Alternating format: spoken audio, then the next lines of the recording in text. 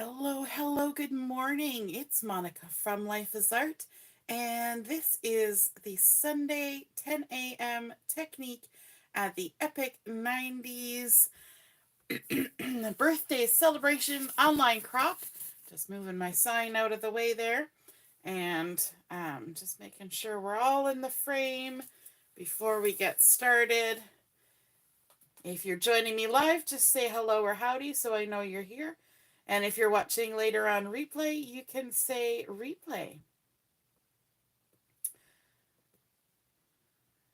All right.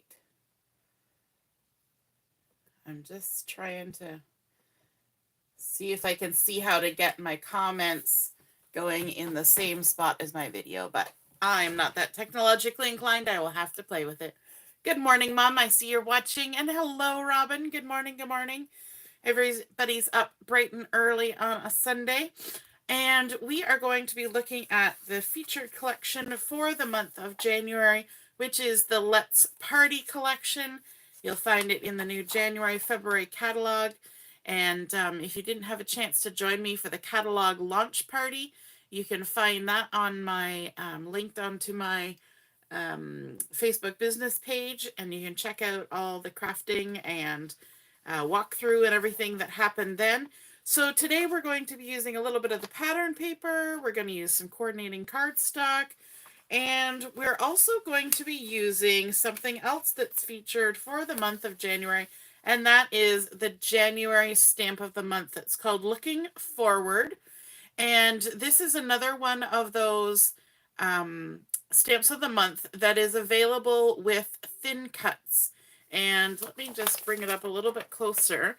You'll notice there's a bit of sort of note paper or making a list, and there's some shadowing around it that has sort of that torn notebook look. So that is part of the thin cut to get that look. You get this dark lined part as the stamp, and then this is the thin cut. So again, there's a thin cut for this and this and this. So the way that the stamp of the month works is that you can purchase this stamp of the month with the thin cuts for $40.50, or you can get just the stamp of the month for $27 from Close to My Heart. If you place an order during the month of January that totals $60 or more before tax and shipping and all that fun stuff, then you can get it for the reduced price of $20.25 with the thin cuts, or $6.75 just as the stamp. Now, if you're a VIP and you put in the same order, $60 or more during January, if you're a VIP customer, then you get the stamp for free and you just pay the extra for the thin cut. So lots of good options there. So we're going to be using that, and we're actually going to be using a lot of those stamps on this project. And I think it's a really fun project that we're going to do today. Hey, Robin, nice to see you're watching. I see Heather's here too. Hello. This project is a card. Yes. So the style of the item we're making is a card. However, this is going to be a card for us. Have you ever made a card and you're like, oh my gosh, it's so nice. I can't give it away. I want to keep it forever because I'm so proud of myself and I made such a lovely card. And so I don't want to give it away because then I won't be able to look at it. So if you've ever said that, this is the card for you because this is a card for you to keep. Now, the same card style can be used to make a card to give to somebody, or you could make this same project and give it to somebody as a gift. But for today, this is a gift for you. So we're going to be making a slider pop-out card. And there are lots of card styles that are called a slider pop-out card. So you're going to have to kind of bear with me while we get through the project to be able to see what I mean by a slider pop-out card. We're starting with a card base of Sundance, and this is the light side of the Sundance. If I fold it over, you'll see that the dark side is there as well. But we're going to use the light side. I want it to be just a little bit bright and cheerful and sunny, and I find the other side is a little bit more orangey, which is nice. It kind of morphs between the two. But for this, I want to have the more yellowy, bright side. And this piece is 4¼ inches by 10 inches. So 4 1/4 by 10. Now, if you are the kind of person who says, "Ooh, I'm gonna make that too," don't worry about for your furiously scribbling down everything. When I post the pictures of the completed project, I will include the dimensions down at the bottom of the information. So this is a 4 1/4 by 10-inch piece, and along the 10-inch side, we're gonna do some scoring. So let's line it up here on our Versamat or in your scoreboard. Grab our scoring tools. And we're going to start scoring at 1 1/4 inches. So along this 10-inch side, we're scoring at 1 1/4, just like that. Then we're going to score at 2 1/2. So 2 1/2, line it up nice and neat. And we're going to do several score lines. And when I'm doing several score lines along my Versamat, I need to keep an eye on this corner to make sure that as I'm scoring, my paper isn't slowly shifting down on this end. I've noticed that on other projects. So I'm going to keep an eye on that. Now, we've done 2 1/2. We're going to go to 3 3/4. So 3 3/4. If you want an easy way to remember, every single one of these score lines is 1 1/4 inches apart. So we started at 1 1/4 inches, and then we're just bumping 1 1/4 inches every time. So that was 3 3/4. Then we're going to go to 5 inches. Line it up, 5 inches. And then after 5 inches, we're going to do 6 1/4, because it's 1 1/4 inches after. And then we're going to do 7 1/2. I'm just watching my corner there, looking good so far. 7 1/2. And then the last one is at 8 3/4. So 8 3/4. Lining it up. And there we go. Okay, now we need to do a couple marks here. So we've got our 1 1/4, 2 1/2, 3 3/4, 5 inches, 6 1/4, 7 1/2, and 8 3/4. So we need to go to our 5-inch line. So 1 1/4, 2 1/2. So this is our 5-inch line, our score line. And I'm going to line it up here on my Versamat like that. So this is my 5-inch line. I'm going to keep my finger there, and I'm going to grab a pencil, because what I want to mark along this 5-inch line is I want to mark at 5/8. So 5/8 is halfway between a 1/2 inch and 3/4 inch. So I'm just going to put my pencil right there so I can line it up. And then I'm going to come to my 5-inch line, and I'm just going to make a little pencil mark, just a little tick, so I know where 5/8 is. And then we're going to come across here, and we're going to mark it at 3 5/8. So we're going to go to the 3, then we're going to go to 3 1/2, and then halfway between the 1/2 and the 3/4 is our 5/8. So we're going to line that up, and we're going to make another little tick on that 5-inch score line. So if I hold it up this way, we came in 5/8 inch from this edge and 5/8 inch in from that edge. And we've made a little horizontal tick. Okay, now what we need to do is we need to do a little bit of cutting along that.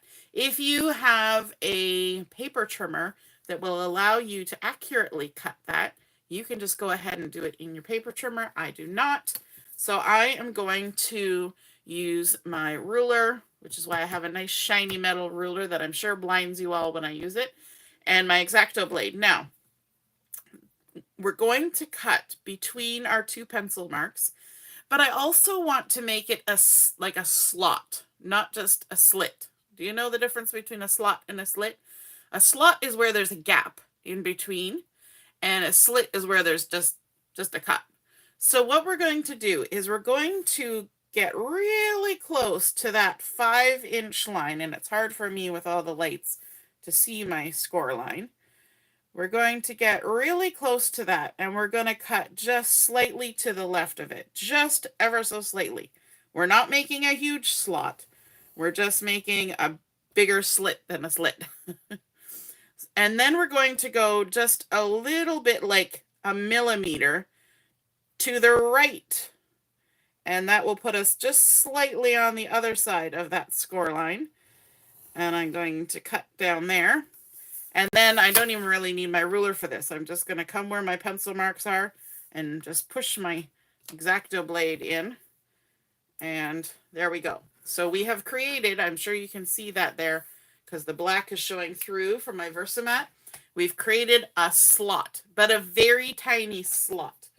And that is going to allow our card to work a little better. You could do it as a slit, but if you're going to make a card like I am, I'm adding a few extra pieces of paper, and we need that little bit of a buffer for the card to work. So keep that in mind when you're creating this kind of card. And you're all looking at me going, which kind of card is it we're making? It's not so clear yet. All right, I'm going to come in with a piece of scrap paper. Maybe I'll turn it this way. And I'm going to have my slot here. What I want to do, maybe, is erase my pencil markings. That would be a good first step. Erase those. We don't need them anymore. There we go. What I want to do is I want to come in with my stamp set, and there's this lovely stamp down here at the bottom that says New Moments, New Memories, New Adventures. And I've got it loaded up on my big, long, skinny block. I want to make sure I've got it the right way up. I've seasoned it just by rubbing it on my hand or my arm. And what I'm going to do is just on this 1 1/4 inch section below my slot, I want to do some tone-on-tone stamping. So I've got my Sundance ink here. I'm going to open that up. Turn it this way because that'll be the easiest way to ink this large stamp. And because we've got such lovely words going across, there's enough room here for me to stamp 3 rows of these words. And there are 3 sentiments on here. So the first time I stamp it, I'm going to ink it all up. This is why we have the scrap paper underneath. And I'm going to line it up so that the New Moments is at the edge, so that we get all of the words for New Moments on there. Okay, then I'm going to ink it up again, and this time I'm going to move it all the way to the other way so that the last word, the New Adventures, gets all stamped on there. Then I'm going to ink it up a 3rd time. Pardon me, choking on my own words. And now I'm going to line this up in the space that's left before the score line with the word that we haven't yet emphasized, which is the center one, in the center. So the New Memories. So let me lift that up so hopefully you can get a good look at that. So we did the New Moments right on this edge, New Adventures on this edge, and then the center one in there. And then it looks a little bit like all over stamping. It's not just bump, bump, bump, lined up the exact same. Okay? Now I can't see whether you guys can see what I'm looking at because I can't see the video. So hopefully we're still in focus. Looks good so far. Alrighty, now we're going to turn it around so that we've got our slot here and we've got our space below our slot. And instead of stamping it, just continuing on up, we're going to turn it around because this card has 2 different sides. So we want our words to be the right direction for each side. And now we're just going to repeat that same process. So we're going to ink up our stamp. We're going to stamp the New Moments right on the left-hand side, like that. We're going to ink it up again. We're going to stamp the New Adventures on the right-hand side. And then we're going to ink it up a 3rd time. And we're going to make sure the New Memories is in the middle. There we go. Looking good. All right, let's give this a wash off. stamp chamois. I actually went and got my stamp chamois wet before we started. Usually I forget. So I can wash my stamps. And yes, my scissors are sitting there, so they decided to come along with the magnetic ride. So there, you can see why we wanted that piece of scrap paper under there to collect all the extra edge inking. Okay, so now that we've completed that, we need to start doing a little bit of decorating on here. And so we just have to decide which side is our front and our back. It makes no difference unless you made a boo-boo with your stamping and you want to have one side in particular on the front or the back. But the next piece that I want to bring in is a piece of the Limeade cardstock. And again, this is on the light side of the Limeade. And it has been cut to 4 1/8 by 1 1/8.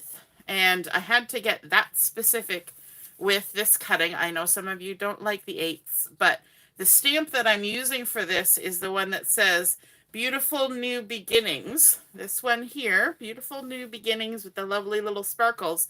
And it needed to be the maximum amount of space in order to fit on this section of the card. So that's why we had to go with that particular measurement. All right, so we're going to ink up our stamp, and I'm using Limeade ink for this. Limeade? Am I using Limeade? I might be using Jade. Jade, sorry. Jade ink. I knew there was something wrong about that statement. And I'm going to bring this a little bit closer to me. Hopefully we're still in the camera so that I can line this up and stamp in the center.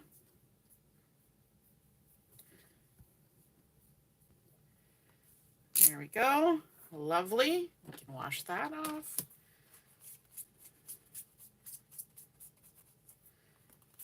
Good. And set that aside. Done with that. So this is now going to go in this next 1 1/4 inch section below where we did the stamping. So let's add some adhesive on here.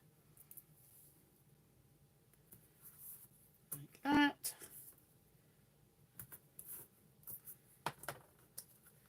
You know what? I'm going to grab my...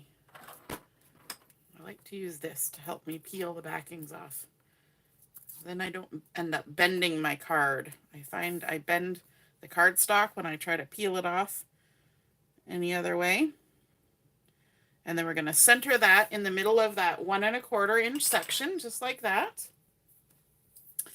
And then on the back side, so on this side, we're going to turn it around. Now remember, every time we want to do something on the other side, we're going to want to turn it around so that things don't end up upside down. I've got a piece of this lovely pattern paper from the Let's Party collection, and this is 4 inches by 1 inch. Yes, it's a little bit smaller than this because I didn't need to try and fit something on it. So I went with an easier measurement. So 4 inches by 1 inch.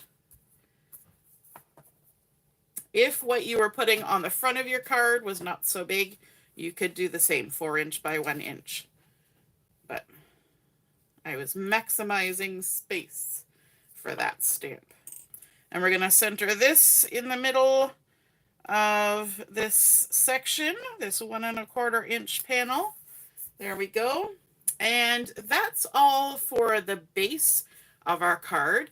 Now we have this slot in here, and for this slot we need something to go through it. And so I've got another piece of Sundance, and this piece has been cut to 2 3/4 by 5 1/2. So 2 3/4 by 5 1/2. And we're going to decorate the front side first. So we've got another piece of that beautiful pattern paper, and this has been cut to 2 1/2 by 5 1/4. We're just going to go ahead and stick this down. Now this card, I'm not making it look like a birthday card or necessarily a celebration card of any kind. You will find out why. You will find out. So I didn't necessarily want the confetti sprinkles, but I do like this squares pattern. So we can line this up inside that card, and we're creating this on the vertical. So you notice that this is a 5.5-inch piece of cardstock, and our other piece is a 4.5-inch wide. So when this is all done, it's going to fit inside of a standard envelope because it will be 4.25 by 5.5, which is awesome. We like being able to do that. All right, now our next bit is to do a little bit of stamping, and I've got that lovely, almost sort of award-like stamped image to stamp here. It says, "The best is yet to come," and it's got a little butterfly on there, and it kind of looks a little bit springy, so I think that's kind of cool because it's not springy right now.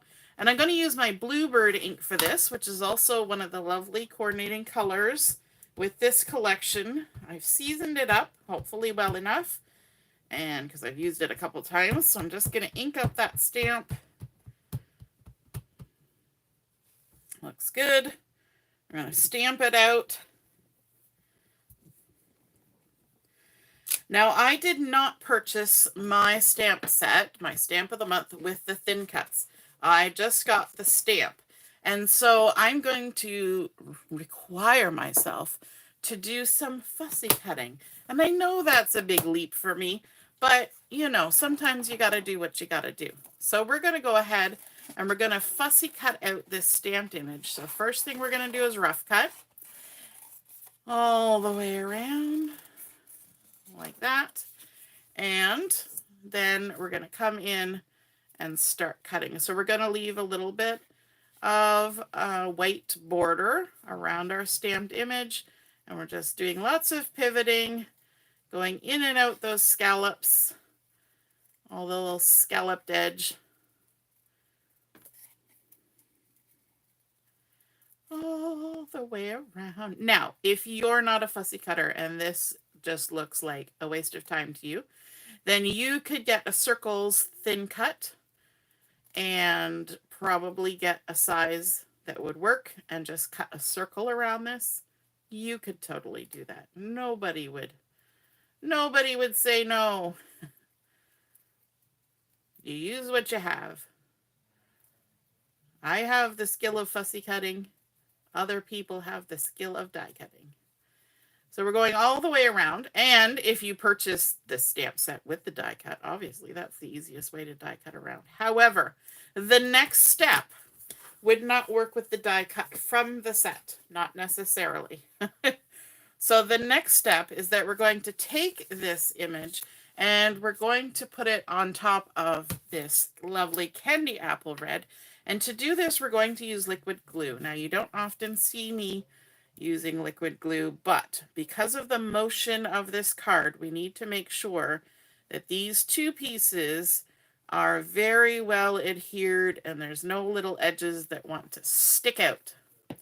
So we're going to go ahead and we're going to glue that down to the candy apple.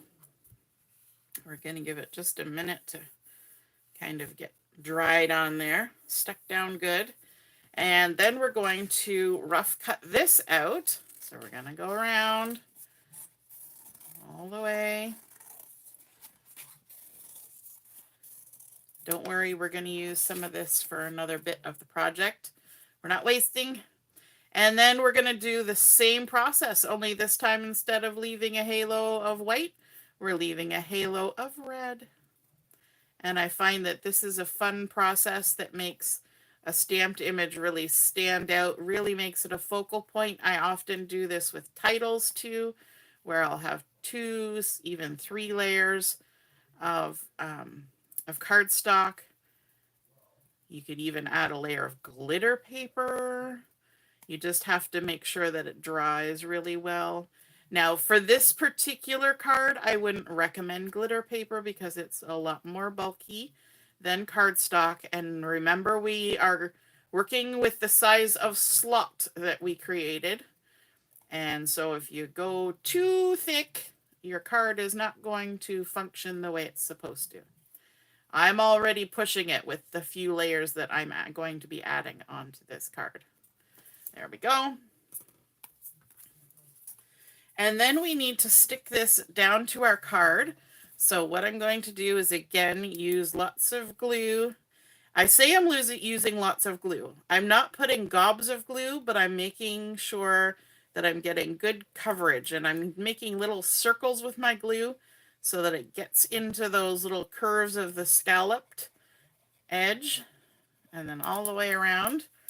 So very thin layer of glue. I don't even know if you can see it, but now, in order to make sure that this will fit inside the card and it'll be where I want it when it's in its upright position, I'm going to line up on my Versamat, hopefully before all my glue dries, and I'm going to come up 1¼ inches and kind of make my hand be a line.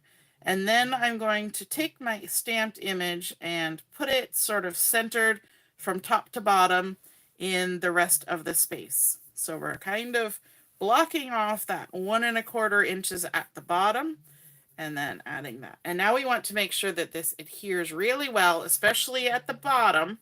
We don't want it to lift off of that base. And so we just take our time. If you had a Xyron, this would be a great time to use it to make sure you got adhesion everywhere that you possibly could. So there we go. We've created the front of this panel. Now we're going to flip to the back side of this panel. And of course we have the darker side of the Sundance showing, but we're going to bring in a piece of white daisy cardstock to go on to the back, and we're going to do a bit of stamping. So I need to switch out these two stamps here. I want to take this one off. And when I remove stamps from a carrier sheet or from my stamp block, I like to get one edge and then use my fingers to walk my stamp off, especially when it's brand new like this. It's got lots of good stick to the block, so you don't want to pull it and stretch it and put it under any undue pressure. So just walk it off nice and easily and then put it back on the carrier sheet. And then I want to get this one that looks like a list and walk it off the carrier sheet like that. I also like to lay it down on my Versamat instead of just laying it on my block. I like to lay it down on the Versamat, and that gives the stamp a second to kind of relax, because even though you're walking it and you're being careful, you could have pulled it a little bit this way or a little bit that way. I mean, it's acrylic, so it moves. And then we're going to make sure it's seasoned, and we're going to bring in our Bluebird ink again for this. We're going to go through that same process that we did last time. We're going to line it up on the Versamat, and we're going to envision that 1¼ inches. And in fact, I might even put this piece of paper across here at 1¼ because anything that's below that is not going to get seen. It's going to disappear forever. So you don't want anything important to be below there. If you make a boo-boo, it can be under there, no problem. All right, so we're going to ink up in the Bluebird. And then what I want to do is I want to kind of take this, and instead of putting it straight, we're going to make it a little bit funky. So we're going to put it on an angle like that. Lovely. Oops. We can wash our stamp off. Sometimes I pick up my stamp chamois to wash my stamp, and sometimes I just run my stamp over top of it. Totally depends. Sometimes if you squish too hard into your ink pad and you get the ink, in between the lines, then you can use your stamp chamois and really get in there and get that ink off. But if you haven't had that issue, then just running it over on the flat. This is the case that holds the stamp chamois. And I find that works just great. Just rub, and you're good to go. Okay, so now to add a little bit more to this, we can scooch this out of the way, make sure we've still got it the right way up. We're going to add some numbers on here. And on our carrier sheet, we have numbers 1 through 5. So I've got my little tiny acrylic block. I've got my blue ink, so I'm going to start with number 1. And these ones I will actually stick on the block this way, because if you try to stick them down, you're never going to pick them up with your, well, I'm not going to say never, but they're hard. So now we're going to just number some of these. Now there are, I'm just going to give it a little wipe off with the stamp chamois. There are more spaces than numbers, and that is okay. We can have overflow. These are teeny tiny, so you want to make sure that as soon as you're done stamping with them, you put them back onto that carrier sheet. If you don't, good luck. So there's 1, 2. I do like that they left, because they're so tiny, they made the acrylic a square and then put the image. So it is a little square that it's sitting on, which helps. If you've ever used some of the really tiny alphabets, you know what I'm talking about. You know, you're trying to put an I or something on your block and it's just flopping one way or the other. So the little square does help, but it's just easier to get it on the block with your fingers than trying to pick it up with the block. Number 4. You could, of course, if this is too fiddly for you, you could just take a marker or a journal pen and write your numbers, but this isn't terrible.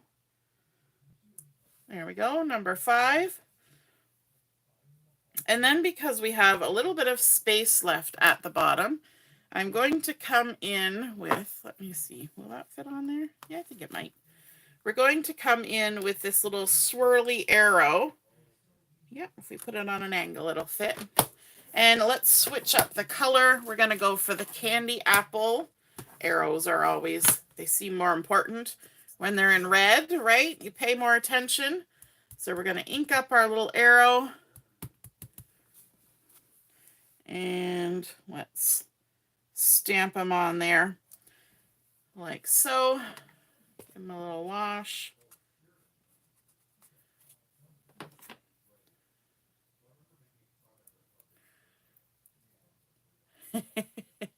Yep, getting ink in the cracks. I think we've all done it, Robin. Especially if you've freshly re-inked an ink pad or it's a brand new ink pad and it's super juicy. It's really easy to push just a little too hard and all of a sudden you've got ink pooling inside all of those little crevices. Yep. And sometimes it affects your stamping and sometimes it doesn't. So it's hard to know, right? All right, so now I want to add a little extra something to this. So I've got another piece of the Limeade, and I'm using the light side again, just finding the one I want. And I've got the little arrow here that says goals. So we're going to ink that up in the Jade because we're doing our tone on tone stamping on the Limeade, and I'm going to actually have to turn it that way. So ink it up, stamp it down. There we go. We've got our goals. That'll come back in a minute. But we're done with it for now. This one we're going to fussy cut. And so this is not a hard one to fussy cut because it's just nice straight edges. And I just kind of curve around the points. Like that. We're going to use some of this paper for another piece of embellishing on here. So that's why I did it in the corner. Maximize my space so I can use it again. Okay, so we've got our goals on there. Let's add a little bit of thin foam tape to the back of this. Now, you have to be careful when you're adding foam tape to this sort of mechanism because you can't have anything with foam tape going through the slot. Remember our slot. We always have to keep the slot in mind. And so if you can't have anything with foam tape going through the slot, you need to make sure that whatever you're putting foam tape on is either higher than where it's going to be when your then your thing closes, or it needs to be on the front panels that we decorated on here. Okay, so keep those in mind. Now I know, because I've made this before, that if I put it right at the top, it will be okay. That part is always going to be outside the mechanism. Good morning, Allison. Nice to see you're watching. All right, so now that we've got that, we can attach it onto here. And you can probably start to see why I said this is a project for you. Not that you couldn't make it for someone else, but this is a project for you. This is the lovely stamp of the month for January, and it talks about new beginnings and setting goals and all that stuff. And I thought this would be a really fun project to have and to make for ourselves, that we could think about what are our goals for the year or the month, or, you know, for a certain project. Now, this won't go all the way to the bottom. Don't worry about that. This is never going to get seen. And in this blank space at the bottom here below our list of goals, and we put this really fancy arrow there, I was thinking that this could be, you know how some people choose a word for the year? Something that's going to be sort of their motto for the year. I thought that's something that we could add in that space. So that's why we left that like that. Okay, now it's time to start assembling our slider pop-out card. And the first thing we need to do is we need to do all of our creases. So we're going to turn this over to the back side, to the box side. We're going to fold, and we're going to make sure that that 5-inch crease is right in the center, and you may have to do special lining up because we've got that slot there. So that slot is going to try and pull one way or another, as they do. So we're just going to crease there and there. We don't really have to worry about the slot part, okay? And then we're just going to crease on all the other lines. Make sure everything's nice and straight.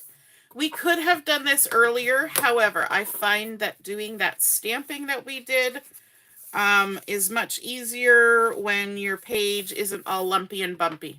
Because once you've got all the creases in there, and then of course your page wants to sort of round out, and it's really hard to put a long skinny stamp on something that's bumped up, because you're always trying to flatten it and then get your stamp on it, and it's just a little bit arduous, a little bit tedious.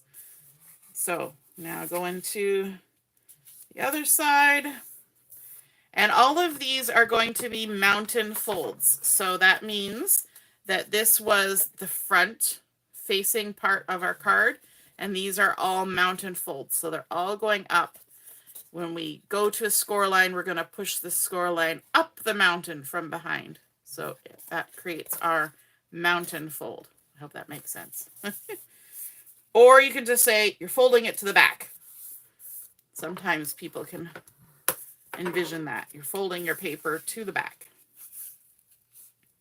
The other thing is that we scored it on the front side, and that creates the dip. And the bump is then on this side. And we always fold with the bump side to the inside. So that's another way to look at it.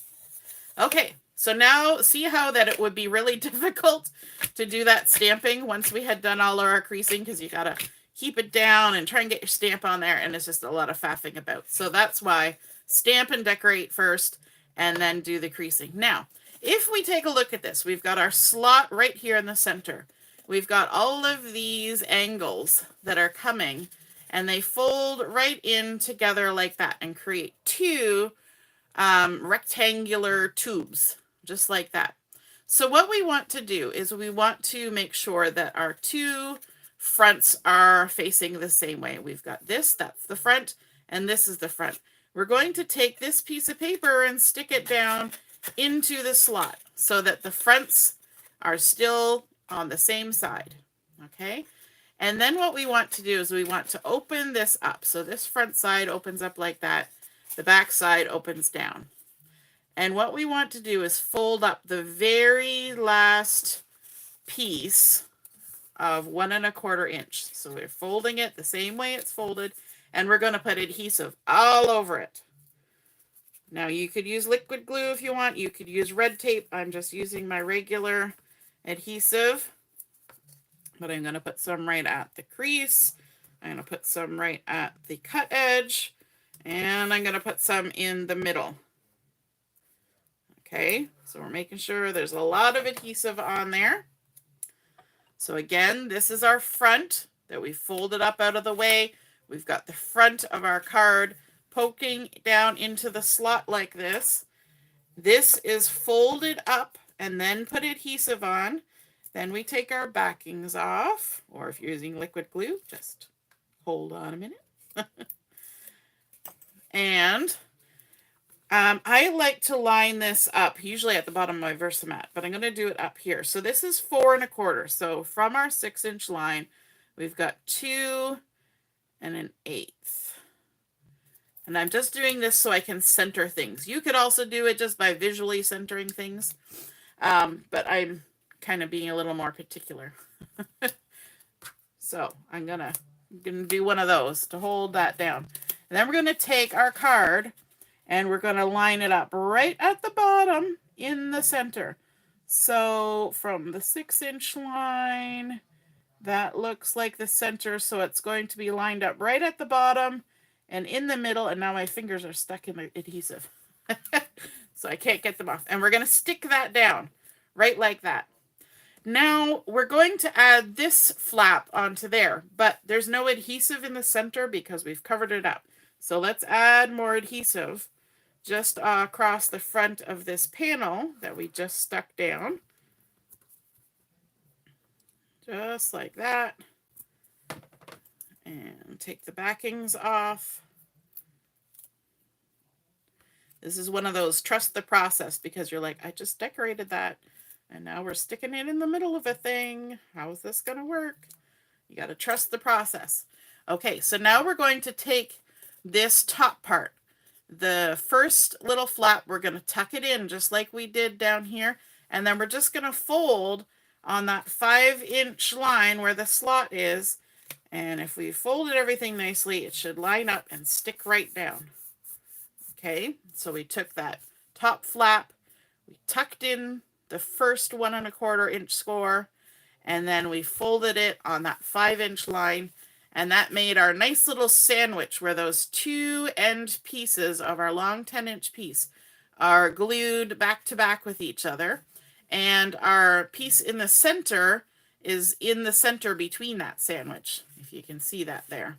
Okay, so now when this goes in your envelope, it's going to be like this. When the person receiving the card gets it, hopefully they'll figure it out, you just slide this down. So that's the slide, and this makes the pop out. So then you've got your 2 little rectangular cubes, you've got your lovely stamping here, you've got your nice panel there, there's your front, there's your back.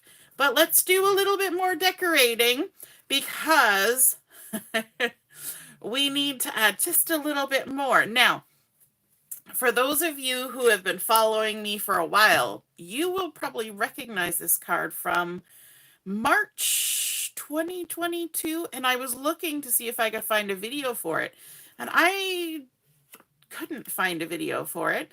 But I have made this base before, and it was when we had in the catalog the game controllers stamp set, and I actually made a card for my son for his birthday that had the game controllers and the eat, sleep, game, repeat and everything, and then it pops up like this, and it was kind of cool.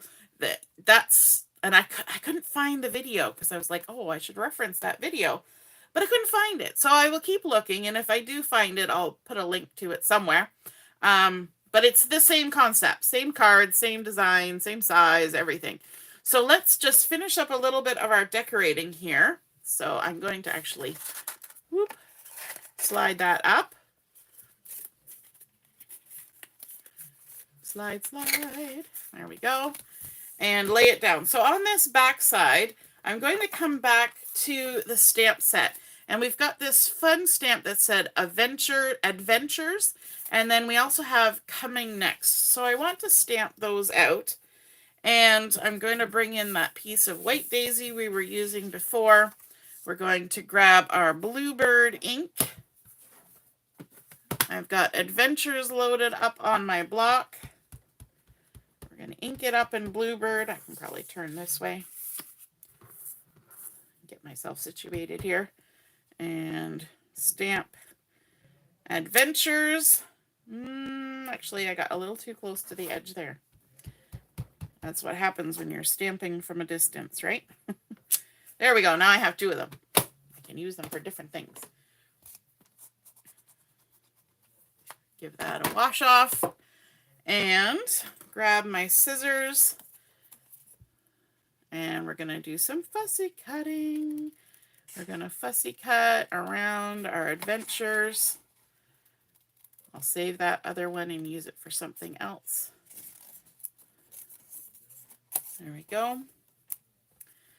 And we'll come around the corner. I find these shapes are not bad for fussy cutting, but if you're not a fussy cutter, then those dies are available. People kept asking, could we please have dies for the stamps of the month? So they did it. They answered our request. So we've got our adventures. Then let's bring in our candy apple again. Let's see which one's the dark side. This is the dark side. We're going to the dark side. And we're going to stick this on. We're going to do, again, that double matting. Stick that on there like that. Do a little rough cut around it. Actually, I'll do a fussy cut on this side. And then I'll rough cut off the end. Maximizing our paper usage. I always find it's funny when I see videos of people crafting like 5-minute crafts and things like that. I don't know. There's different ones. And especially like kids crafts, and they'll have a whole piece of construction paper and they'll cut something right out of the middle of it. I'm like, why would you do that? That seems like a waste of paper.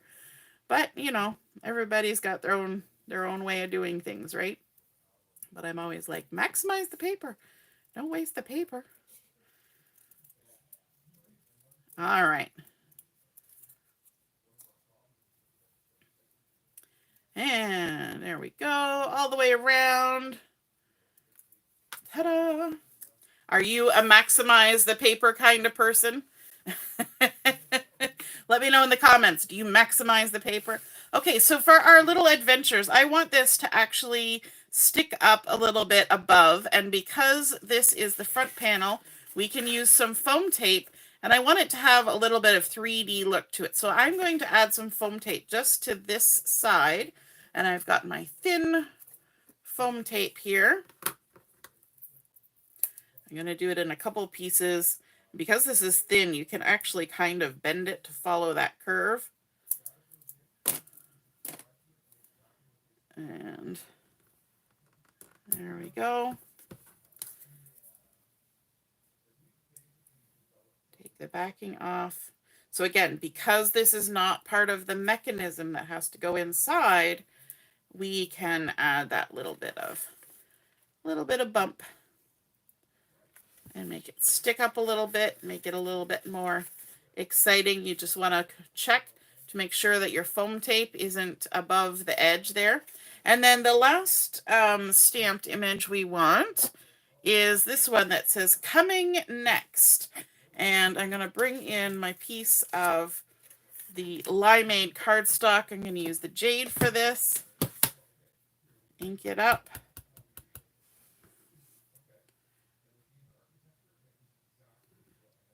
Stamp that.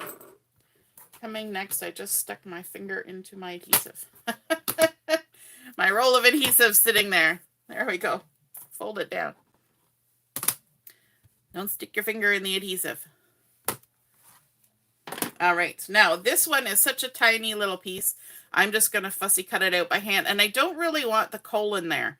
So I'm going to, I'll do it this way.